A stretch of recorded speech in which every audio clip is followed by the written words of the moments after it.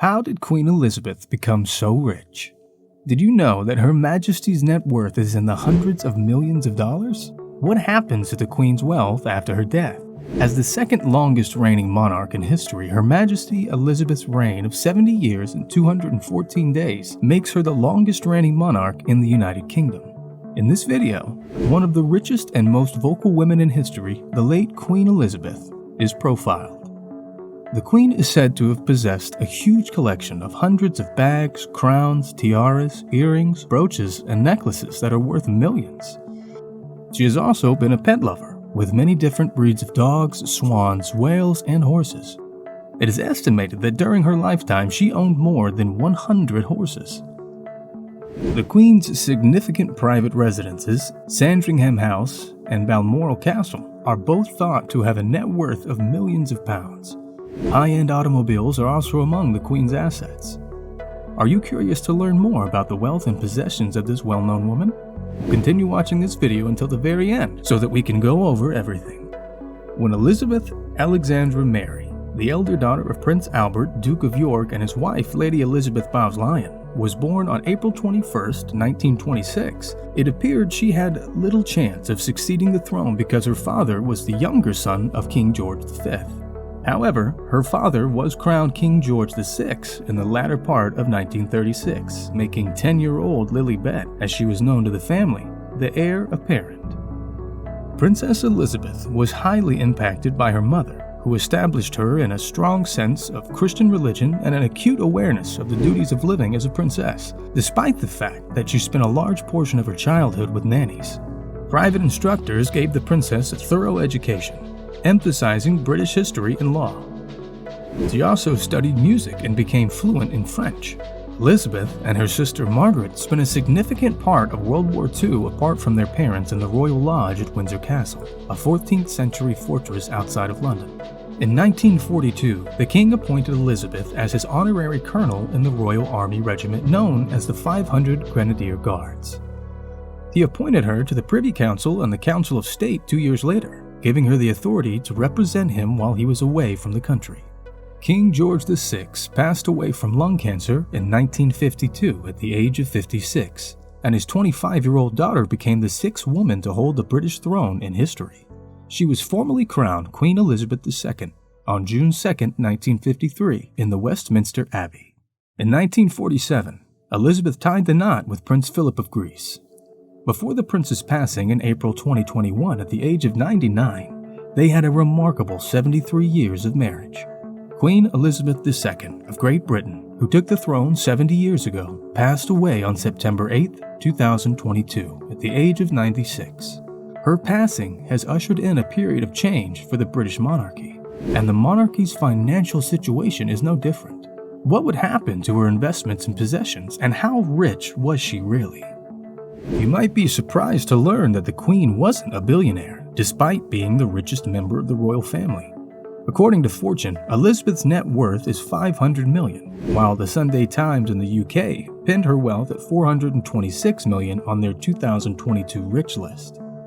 Expert David McClure estimated the value of the Queen's assets to be $468 million in his book The Queen's True Worth, published in 2020.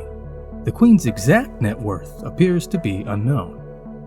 It is challenging to estimate her wealth for two main reasons. First off, her investments and assets are not officially broken down. Secondly, we find that some of the possessions the Queen owned were really the domain of the ruling monarch. Using publicly available information, we can get a glimpse of the late monarch's enormous wealth, held both privately and through the royal firm. But the Queen's exact net worth is still a mystery, and specific figures are probably never going to be released. In addition to net worths that include inherited wealth, a sizable real estate portfolio, and other assets, the royal family is paid using a combination of public and private funds. Prior to her passing, Queen Elizabeth's family received the majority of its yearly income and expenses from three sources: the private duchies of Cornwall and Lancaster, the sovereign grant, and the public grant. According to official royal family financial reports, the sovereign grant covers expenses such as property maintenance and utilities, family travel, and royal employee payroll. This amounted to almost $98 million in the fiscal year 2020 to 2021. The monarch's private income, known as the privy purse, is primarily derived from the Duchy of Lancaster estate, which the monarchy has owned since the Middle Ages. According to Max Colchester of the Wall Street Journal UK, the property is made up of residential, commercial, and agricultural properties and has net assets worth $715 million, including 18,433 hectares of land. The Duchy of Cornwall, a vast estate worth $1.2 billion, is a significant additional source of wealth for the royal family. Although the Crown Estate is the owner of the majority of the royal residences, the Queen had private ownership of two, which raises the value of her possessions. The rural estate Sandringham, worth around $57 million, and Scotland's Balmoral Castle, where she spent her last days and is thought to be worth $114 million. There is no public financing for these. We should also discuss the Queen's affection for animals and what will happen to them now that she's gone. One of the many queries posed following the passing of Queen Elizabeth II is what will happen to her corgis, the dogs which the Queen had bred for decades that gained worldwide popularity on social media.